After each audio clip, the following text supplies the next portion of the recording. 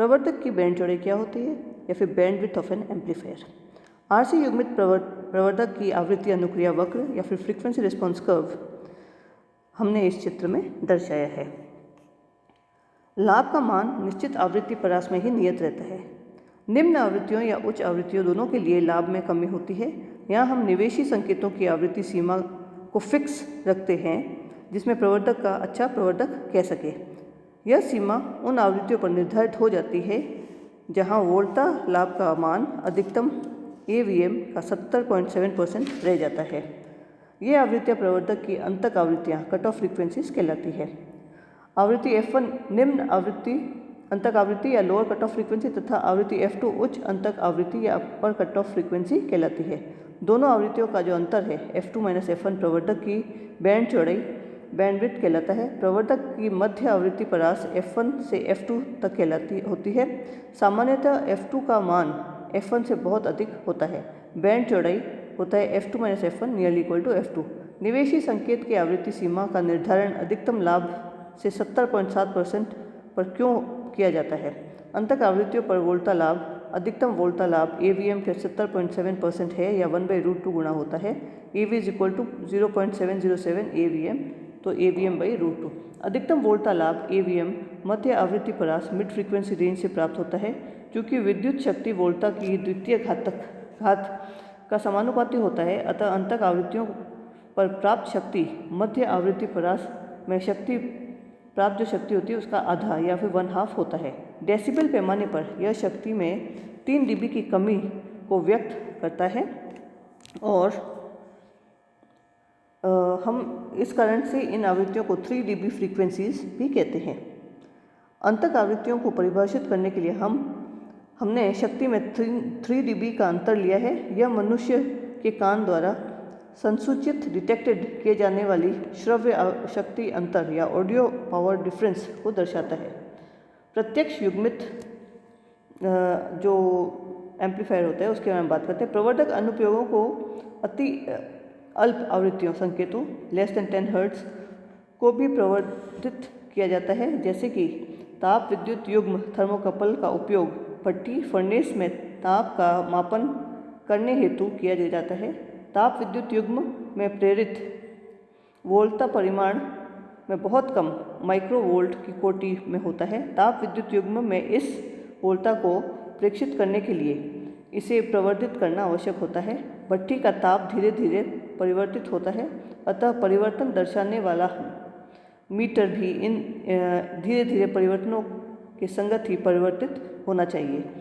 इन धीरे धीरे परिवर्तित होने वाले संकेतों को प्रवर्धित करने के लिए प्रत्यक्ष युग्मन या फिर डायरेक्ट कपलिंग विधि प्रयुक्त की जाती है। यह विधि जिसमें प्रवर्धक के एक चरण से प्राप्त संकेतों को अगले चरण में सीधे ही एक तार की सहायता से पहुंचाया जाता है, प्रत्यक्ष युग्मन या डायरेक्ट कपलिंग विधि कहलाती है। ऐसे अनुप्रयोग जिससे निवेशी संकेत वोल्टा की आवृत्ति 10 हर्ट्ज से कम होती है, युग्मन संधारित्र व उपपथ संधारित्रों का प्रयोग नहीं किया जा सकता। निम्न आवृत्ति परास में ये संधारित्र इन संकेतों के लिए उच्च प्रतिबाधा उत्पन्न करते हैं और यदि युग्मन संधारित्र व उपपथ संधारित्र लघुपथित परिपथ के रूप में अपना कार्य पूर्ण करते हैं तो उनका मान बहुत अधिक होता है। ये संधारित्र महंगे होने के साथ साथ आकार में भी बड़े होते हैं। उदाहरण स्वरूप 10 हर्ट्ज के आवृत्ति संकेत को 100 ओम उत्सर्जक प्रतिरोध को उपपथित करने के लिए 1000 माइक्रोफेराड का संधारित्र होना चाहिए। जितनी कम आवृत्ति होगी उतनी ही समस्या जटिल होती जाती है। इस समस्या का निराकरण के लिए प्रत्यक्ष युग्मन का उपयोग किया जाता है, जैसे कि हमने इस चित्र में दर्शाया है। 2 चरणों वाला युग्मित प्रवर्धक है और युग्मन संधारित्र तथा उपपथ संधारित्र प्रत्यक्ष विधि में प्रयुक्त नहीं किए जाते हैं। प्रथम चरण से प्राप्त AC तथा DC दोनों संकेत द्वितीय चरण में पहुंचते हैं। प्रथम चरण के संग्राहक पर प्राप्त DC वोल्टा द्वितीय चरण के आधार पर पहुंचती है। द्वितीय चरण की बायसीकरण परिपथ को बनाते समय यह बिंदु हम ध्यान रखते हैं। प्रत्यक्ष युग्मन विधि की एक मुख्य कमी है, ट्रांजिस्टर प्राचाल VBE व बीटा ताप के साथ परिवर्तित होते हैं जिसके कारण संग्राहक धारा व वोल्टा परिवर्तित होती है। प्रत्यक्ष युग्मन के कारण यह वोल्टा परिवर्तन निगमन पर प्राप्त होता है। निर्गम वोल्टा में यह अवांछित परिवर्तन जिसका निवेशी वोल्टा से कोई संबंध नहीं है अपवाह या ड्रिफ्ट कहलाता है। प्रत्यक्ष युग्मित प्रवर्धक में अपवाह के कारण निवेशी वोल्टा द्वारा प्रेरित निर्गत वोल्टा को गलत विश्लेषण हो जाता है। यह प्रत्यक्ष युग्मन की बहुत बड़ी कमी है।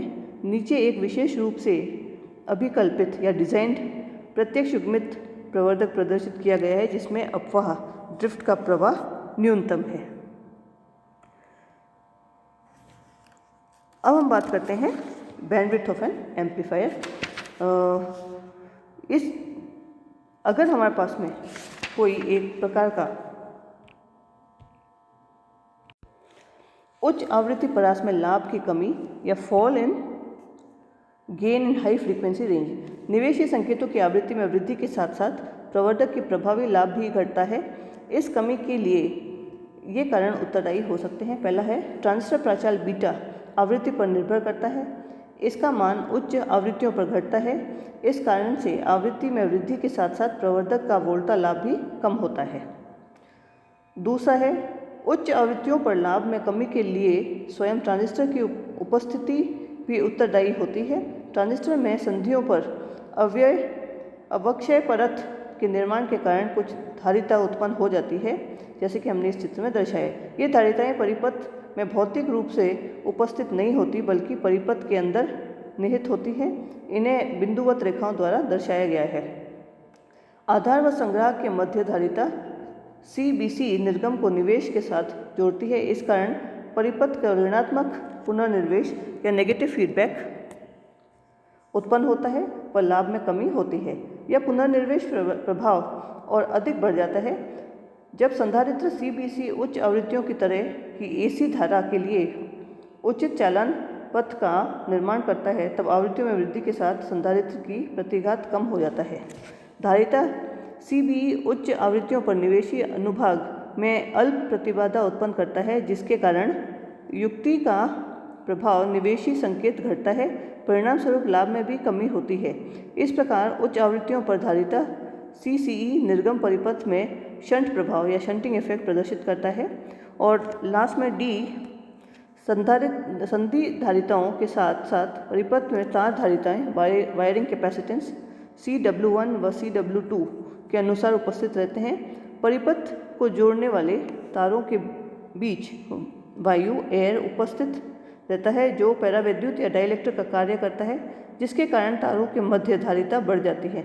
चूँकि धारिता का यह मान बहुत कम होता है, अतः उच्च आवृत्तियों पर यह धारिताएं 5 से 20 पिकोफैरेड महत्वपूर्ण हो जाती है। प्रवर्धक की बैंड चौड़ाई bandwidth of N amplifier. RC युग्मित प्रवर्धक की आवृत्ति की जो प्रवर्धक की बैंड चौड़ाई या bandwidth of N amplifier. RC युग्मित प्रवर्धक की आवृत्ति अनुक्रिया वक्र फ्रीक्वेंसी रिस्पांस कर्व हमने इस चित्र में दर्शाया है। लाभ का मान निश्चित आवृत्ति परास में ही नियत है। निम्न आवृत्तियों या उच्च आवृत्तियों दोनों के लिए ही लाभ में कमी होती है।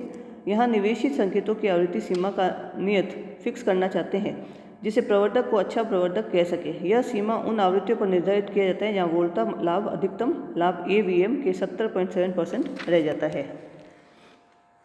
ये आवृत्तियाँ प्रवर्धक की अंतक आवृत्तियाँ कट ऑफ फ्रीक्वेंसीज कहलाती है। आवृत्तियाँ F1 निम्न अंतक आवृत्ति लोअर कट ऑफ फ्रीक्वेंसी तथा आवृत्ति F2 उच्च अंतक आवृत्ति या अपर कट ऑफ फ्रीक्वेंसी कहलाती है। दोनों आवृत्तियों का जो अंतर है F2-F1 प्रवर्धक की बैंड चौड़ाई या बैंड विड्थ कहलाती है। प्रवर्धक की मध्य आवृत्ति परास F1 से F2 तक जाती है। सामान्यतः F2 का मान F1 से बहुत अधिक होता है। बैंड चौड़ाई BW = F2-F1 this is nearly equal to F2। निवेशी संकेत की आवृत्ति सीमा का निर्धारण अधिकतम लाभ में 70.7% पर क्यों किया जाता है? अंतक आवृत्तियों का जो वोल्टा लाभ है अधिकतम वोल्टा लाभ AVM का 70.7% है, यानी 1/√2 गुणा होता है। तो AV = 0.707 AVM this equal to AVM/√2। अधिकतम वोल्टा लाभ AVM मध्य आवृत्ति परास मिड फ्रीक्वेंसी रेंज से प्राप्त होता है। क्योंकि विद्युत शक्ति वोल्टा की द्वितीय घात के समानुपाती होता है, अतः अंतक आवृत्तियों में प्राप्त शक्ति मध्य आवृत्ति परास में प्राप्त शक्ति के आधी या हाफ होगा। डेसिबल पैमाने पर यह शक्ति में 3 dB की कमी को व्यक्त करता है। इस कारण से इन आवृत्तियों पर 3 dB आवृत्ति या 3 dB फ्रीक्वेंसीज भी कहते हैं। अंतक आवृत्तियों पर परिभाषित करने के लिए हमने शक्ति में 3 dB का अंतर लिया है।